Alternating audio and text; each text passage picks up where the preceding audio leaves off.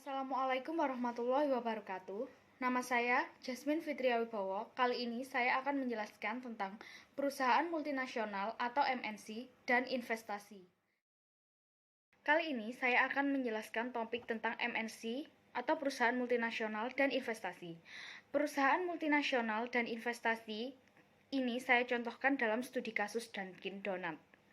Salah satu gerai pangan dan kafe-kafe yang ada di Indonesia yang merupakan perusahaan multinasional adalah Dunkin Donuts. Dunkin Donuts sendiri dibuka pertama kali di Jakarta pada tahun 1985. Selain Dunkin Donuts, banyak juga gerai-gerai pangan multinasional yang dibuka di Indonesia. Antara lain adalah Krispy Kreme dan lain sebagainya akan saya contohkan pada gambar berikut ini.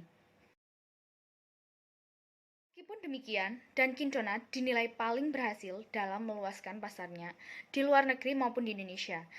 Buktinya ada lebih dari 8.800 gerai yang tersebar di 35 negara di berbagai benua. Di Indonesia sendiri, kurang lebih terdapat 200 gerai yang tersebar di kota-kota besar seperti di Jakarta, Yogyakarta, Surabaya, dan juga di swalayan-swalayan dan Toserba serta mal-mal yang ada di Indonesia. Dunkin Donuts pertama kali masuk ke Indonesia melalui penanaman modal asing. Toko pertamanya berada di Jakarta.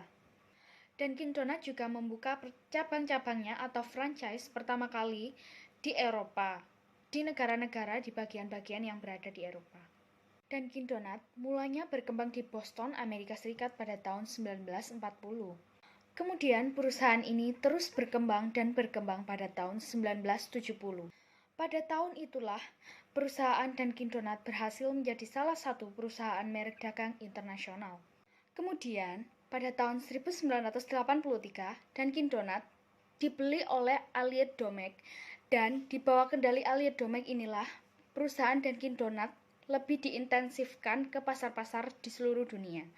Jadi, penikmat Dunkin Donuts dapat menikmatinya meskipun tidak berada di Amerika.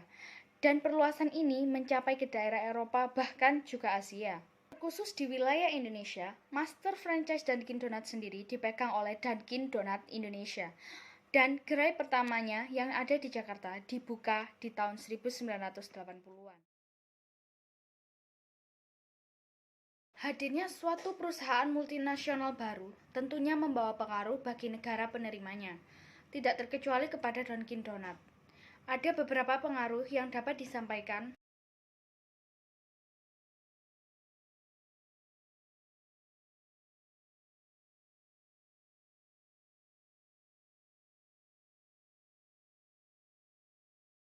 Salah satu contoh perusahaan yang berkembang, terutama perusahaan lokal yang berkembang, yang memiliki konsep sama seperti Dunkin Donuts, contohnya adalah iCraft, Java Donut, Mr. Donut, Donut Oishi, dan juga Jeko. Hadirnya perusahaan multinasional Dunkin Donuts terbukti tidak hanya membawa dampak positif.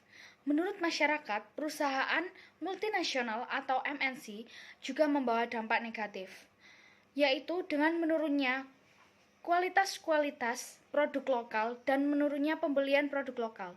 Tetapi pada studi kasus Dunkin Donuts, malah Dunkin Donuts lah yang mempengaruhi perusahaan-perusahaan lain, perusahaan-perusahaan lokal sejenis untuk memaju menjadi perusahaan yang sama atau justru lebih baik daripada Dunkin Donuts.